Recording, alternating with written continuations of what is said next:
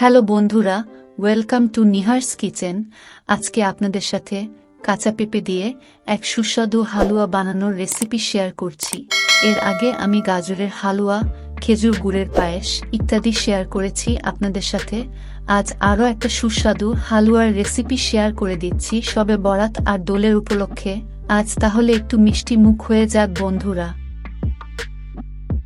বন্ধুরা, এখানে আমি পেঁপেটাকে কেটে ও খোসা ছাড়িয়ে নিয়ে ভালো করে ধুয়ে নিয়েছিলাম।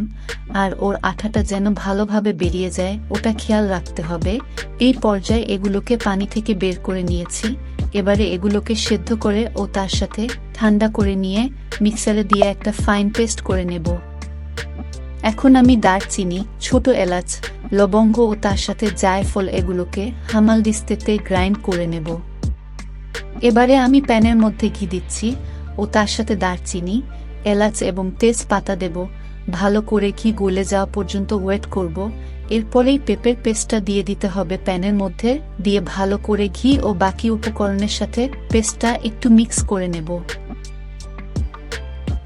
এখন আমি প্যানের মধ্যে 300 গ্রাম মতন চিনি অ্যাড করছি, দিয়ে ভালো করে মিক্স করে নেব চিনিগুলোকে পুরো মিশ্রণের সাথে। তবে বন্ধুরা, চিনি ও তার সাথে ঘি আপনারা নিজের আন্দাজ মতন করে অ্যাডজাস্ট করবেন। যেমন আপনার যদি মিষ্টি বেশি ভালো লাগে তাহলে চিনি বেশি দেবেন, আর ঘিয়ের ক্ষেত্রেও সেই একই সিচুয়েশন। এটাই হলো ব্যাপার। এই পর্যায়ে ঢাকনা খুলে নিচ্ছি। তখন আমি আধা ঘন্টা মতন ঢাকা দিয়ে রেখেছিলাম। তবে এই সময়টা আপনাদের ক্ষেত্রে ডিপেন্ড করবে হালুয়ার মিশ্রণ কতটা পেকেছে তার উপর। তবে মাঝে মাঝে ঢাকা খুলে নিয়ে একটু স্টার করে নেবেন যাতে ভালোভাবে মিশে যায় সবকিছু। আর ততক্ষণ পর্যন্ত ঢাকা দেওয়ার প্রসেস করতে হবে যতক্ষণ না ঘি আলাদা হয়ে আসছে। এবারে এর মধ্যে কুটে নেওয়া গরম মশলাগুলো দিচ্ছি, যেগুলি আগে গ্রাইন্ড করছিলাম। গরম মশলাগুলো ভালো করে মিক্স করার পরে আবারও ঢাকা দিয়ে রেখেছিলাম যাতে মশলার সুগন্ধ ইনফিউজ হয়ে যায় পুরো হালুয়াতে।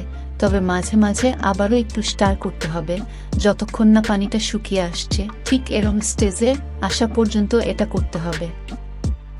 তৈরি হয়ে গেল আমাদের সুস্বাদু ও লোভনীয় পেঁপের হালুয়ার রেসিপি।